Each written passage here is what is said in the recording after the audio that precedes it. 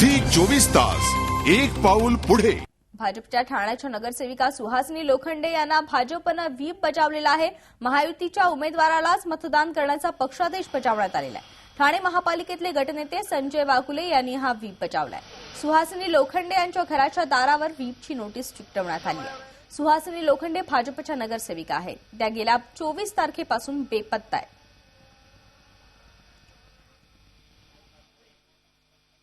दुर्दैवाने राष्ट्रवादीच्या या सगळ्या षडयंत्रामुळे सुहासिनीताई आमच्या आजतागायत घरी पोहोचू शकल्या नाहीत। त्यामुळे त्यांना व्हीप बजावला हे कळलं पाहिजे। त्याकरता त्यांच्या घरावर येऊन आज स्वतः गटनेते यांनी व्हीप घरावर चिटकवलेला आहे। हा व्हीप मिळाल्यानंतर ह्या व्हीपच्या नुसारच शिवसेना भाजपाचे जे महापौर पदाचे उमेदवार हरिश्चंद्र पाटील आहेत, त्याचप्रमाणे उपमहापौर पदाचे उमेदवार श्रीमान मिलिंदजी पाटणकर आहेत, त्या दोघांनाही त्यांना मतदान करावं लागणार आहे। जर राष्ट्रवादीने धाकधपटशा करून किंवा अन्य मार्गांचा अवलंब करून त्यांना मतदानापासून वंचित अथवा विरोधी मतदान करण्यास जर भाग पाडलं, त्या तसं स्वतः करणार नाहीत, पण तसं जर राष्ट्रवादीच्या दबावामुळे झालं तर बिचाऱ्या ताईंचं नगरसेवक पद धोक्यात येऊ शकतं। हे यातला महत्त्वाचा मुद्दा आहे। झी 24 तास एक पाऊल पुढे।